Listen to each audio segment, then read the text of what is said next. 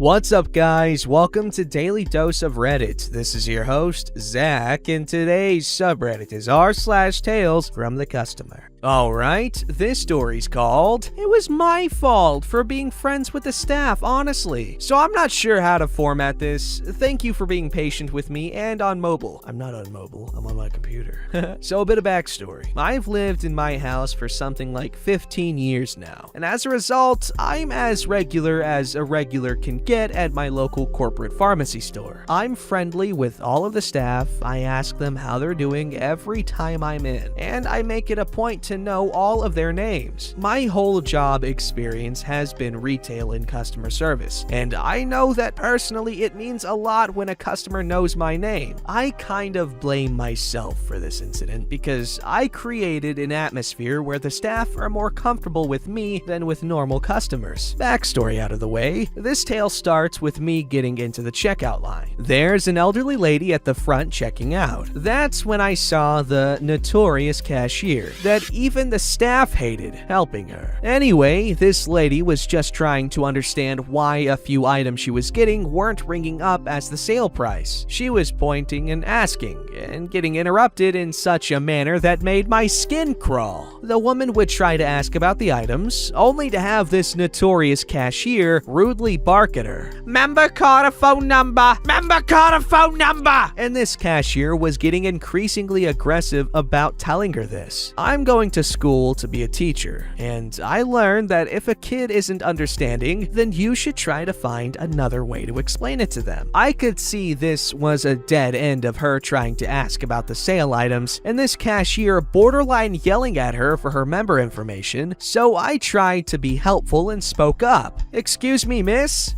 Sometimes the sale prices are with your member info only, so it won't show up until after you've put your number in." The woman hears me, nods, and puts her number in. Simultaneously, the cashier turns her irritation on me and has the balls to snap, "I don't need interference! I don't need your help!" I have confrontational anxiety, and so at this point, I was both beet red with fury and my hands were shaking. I do not take disrespect well because I was raised to treat everyone with respect. However, my brain had fully shut down from the adrenaline, and all I could do was begrudgingly check out and refuse to acknowledge this nasty cashier's existence. Now, I say that maybe it's my fault for creating an atmosphere of comfort because perhaps she thought it would be okay to talk to me that way. I was just trying to frickin' help, for God's sake. Well, right before I was walking out the doors, I froze and remembered the sweetest, most famous cashier had confided in me that notorious cashier did this kind of thing a lot,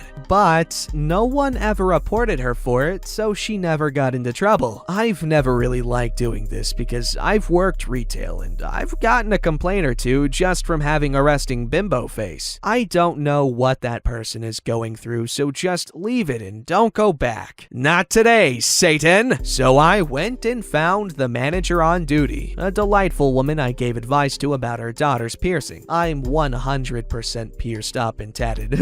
Butts on the ground. And tattled. I tattled so hard and tattled more. I showed my shaking hands, how red I was. She asked me to fill out the survey on the receipt so corporate could see for themselves, as they've had problems with her in the past. Then she told me to call the store manager when the store manager was back from vacation next week. Fast forward a few weeks later and I get pulled aside by the store manager thanking me. Again, I have a very friendly relationship with everyone there and she knows that. We had a long talk about it, to which I told her, I don't know what's going on in her life, but I've got to temper myself. And if there's nothing else she should learn, that good customer service stops the crappy customers from being able to escalate. To which the store manager thanked me with, "If no one tells me and I don't know, I can't address the issue." After that, there hasn't been an incident with notorious cashier, and I, A, go out of my way to not be checked out by her if I can help it, and and B, only interact with her to retain my manners and be polite. There was, for sure, a boundary overstepped, and I partially blame myself for being too friendly with staff. It hasn't stopped me though. They're human beings with lives and personalities, so I'll continue to ask how their boyfriends are, how their daughter's piercing is doing, how's mom and dad. Don't ever let one bad apple ruin the bunch, and even then, I don't know what's going on in her life. Wow, thank you guys for all the reassurance. After reading and replying to the comments, I realized I don't necessarily blame myself. I always try to review my own behavior when any kind of incident between me and another person happens. I live by the motto, it takes two to tango, and when I thought on what went wrong because of me, the only logical conclusion I could come to was that I had some responsibility because I've lowered the professional threshold, and because I'm so tight with everyone on staff, maybe she thought she could get away with speaking to me like that. I may be nice, and I may care a lot about other people, but I also have a shiny titanium spine and an even bigger pair of chrome balls, and I won't stand by and watch when other people are being treated with disrespect, especially if it's for stupid and petty reasons. Y'all are right. Me being friendly isn't my fault. She's nasty, and the staff talk crap about her to me. Add a girl, and you know what? OP is very correct. If there's a conflict, it's usually both parties' fault, at least partially. So yes, OP, you're wise, but yes, keep being friendly. Unless you're in like an urban area or something, because I don't know, man. People in like the city, they don't like people. Like if you're friendly to them, they'll just get pissed off at you. That's my experience, man. But I still do it because I'm stupid. This story's called Maiden Mediums Cut Off My Internet. Customary apologies for poor formatting. Writing on mobile for reasons that will become clear. At the time of writing, the situation is still unfolding, so I will update when I have more information. First, a little background. Exact numbers changed for privacy. For many years, there was a vacant lot on my street with space for a few houses between numbers 42 and 50. About 5 or so years ago, 4 new houses were built on that lot, and numbered 44, 46, 48, and oh darn, we've run out of numbers. Let's call it 48A. Odd numbers are on the other side of the street. A little over 2 years ago, I moved into 48A. So while many addresses with an A in the number might be a basement flat or similar, mine is definitely a distinct address, almost identically built to 44, 46, and 48. When I moved in, I set up an internet connection with a large internet company that we shall call Maiden Mediums. It was founded by a famous tycoon called Pickle Rick. I would usually go with a smaller company, but the house already had a Maiden cable line installed, so it seemed like the natural choice. While it's not cheap, over 50 pounds per month, it offered incredible speed. I'm not one of those users who expects a lot from their provider. I don't need hand-holding. I don't need explaining what a browser is. I just need a pipe to carry my IP packets away from me and bring some back. Although all internet companies will occasionally have outages, by and large, I've been satisfied with their service. Until midnight last night. Or midnight this morning, I guess it should be called technically. Let's rewind a little. Yesterday morning, there was a knock on the door. It was a parcel being delivered, but I couldn't remember having ordered anything. The name on the label was unfamiliar, but it was my address, 48A. The packaging branded it as Maiden Mediums. Before I could figure out what to do with this mysterious package, there was another knock on the door. Someone saying they were moving into the area and had gotten their address mixed up. So did I have a package for them? Yes, I did. I handed it over. Around 13 hours later, almost exactly at midnight, my internet cut off. I restarted the router, knowing, have you tried turning it off and turning it on again, would be the first question any support personnel would ask. And also because in my experience, it does resolve a lot of issues, even if many of them could technically be diagnosed and fixed without strictly needing a power cycle, if one had the skills, patience, and inclination. But this did not resolve the issue. Hopping on my phone to use 4G, visited one of those sites which logs complaints about services being down, but there was no buzz around Maiden Mediums. That really is the advantage of a large internet provider. When they go down, there are people talking about it, so you know it's not just you. Made in Medium's own service status page didn't mention any issues. My tired brain started putting 2 and 2 together and coming up with a theory. New neighbor moves in next door and signs up with Made in Medium's, but they got mixed up and gave my address. Made in Medium sees the new order for a new account at my address and assumes that I must have moved out, so cancels my service. Once their phone line opened up this morning, I called up. They didn't outright confirm my theory, but they did ask a few, "Are you sure you haven't canceled your account?" and "When did you last move houses?" kinds of questions. Partly because of the accent of the lady at the call center, but mostly because of the amount of background noise at their end. I couldn't hear everything, but they've assured me that my service will be restored in 24 to 48 hours. It remains to be seen if I've been put on the correct service level and speed, and given that my most recent bill was less than a week ago and has already been paid, I can almost guarantee they'll try to double charge me for this month, but I can figure that out once I've got a working broadband connection. My neighbor made an honest mistake, so I bear no grudge against them. What perturbs me is that Made in Medium's has my email address and phone number, but doesn't appear to have tried to contact me to get confirmation that I wanted the account canceled. Not even an SMS notification that anything would happen. From this far, thank you kindly for reading. I shall update this post with further details as they emerge. Update number 1. As a few people have commented that they were interested in updates, I'll add a few words before I go to bed. It's now 24 hours since I was cut off. About 16 hours since I phoned their helpline. I phoned as soon as I could, but the line only opens from 8 a.m. The progress is that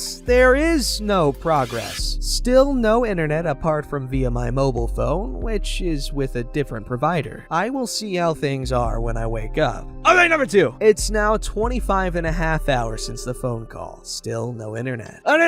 48 hours with no broadband. About 40 hours since phone call. Still nothing. 48 hours since call. Still no broadband. I phoned them again and spoken to a woman who seemed a little more on the ball. She says she needs to speak to her manager and she'll call me back in 5 or 10 minutes. Update number 5. 57 hours with no broadband. About 49 hours since my initial call. Helpful woman at Made in Medium spoke to her manager and then called my neighbor, who apparently insisted to her that they had the right address for him and that he lived at 48A. She phoned me up again. I offered to send her photos of my front door, bills, etc. She declined that offer. She told me she would figure out what's going on and call me back again, which she did, and she said she'll get me connected again by lunchtime. It being a Monday morning, the team that does that have a higher than usual volume of tasks. We'll update again soon. A little after midnight last night, there was still no internet. This morning, internet! Yay! My connection was down for approximately 80 hours, about 72 hours from the time I reported it. This will probably be my final update to this post, unless they try to double charge me. As noted above, I have recently paid my bill about a week before this started, and I suspect they might try to claim I now have a new service and try to charge me again. But let's see. I just hate when customer service cannot freaking fix your problem. I hate when you're just trying to use your thing, you're just doing your thing, and all of a sudden, boom, you're screwed over. And it's always gotta be a huge pain in the ass to resolve, because customer service sucks all the time, everywhere. It just sucks. Unless you're Chick-fil-A, the customer service is involved. Alright, this story's called My Dad Went From Potentially Having to Pay $2,000 for a Car Repair to $0, but not without getting scolded. A short and sweet story from my dad. So my dad's 2-year-old car's AC broke randomly, and he took it back to the dealership to see if they could repair it. He was there for about 4 hours, and the only thing that ended up happening is the guy who checked his car and sort of runs the dealership, call him Joe, charged him $250 for the inspection itself. Told my dad his car's warranty has expired and that the repair for fixing the AC would be $2,000. Sorry, bud, nothing else we can do because your warranty is over. Well, my dad is flabbergasted, but obviously didn't beg Joe because it is what it is. There was clearly no other option. My dad can't pay $2,000 right this instant, so he goes back home with his broken AC and all is normal. Next day, my dad goes to work and his coworker and him get to talking. The conversation turns to my dad's car. His coworker vaguely recalls seeing the car manufacturer having a recall on my dad's specific car for X reason. His coworker believes that might be it. I mean, what type of new car's AC randomly breaks after just 2 years? So my dad gets hopeful. He calls the manufacturer. Unfortunately, the AC is not what the car is being recalled for. But the nice lady asks my dad about his AC problem, and she says that they can potentially help with covering at least 50% of the cost for the AC repair. It would take 2 weeks to process this, and she'll let him know the final response. My dad is thrilled. Better than nothing, he just saved himself $1,000. 2 weeks later, he gets a call from the same lady, and she brings good news. The manufacturer is actually covering 100% of the cost, and the new part to fix his car's AC is at the dealership. Happy news all around. And then he gets a call from Joe that he has his car part at the dealership and to come in whenever to get it fixed. And not only that, Joe has the audacity to scold my father for not bringing up the issue first with him before calling the manufacturer. My dad is confused. Wasn't it him who said that there was nothing else they could do? So sorry, your warranty is over, that'll be $2,000. He made it pretty clear that there were no other options. And it's not like my dad went to the manufacturer to complain. He stumbled upon the solution to not pay an ungodly amount of money. My dad got a little pissed at the man's response, but his car is fixed now, so okay, yeah, I'd get super frustrated with that. I would not I wouldn't let it slide. I would make sure he knows just how ridiculous that is. Oy. Don't forget to like, subscribe, and hit that bell to never miss an episode.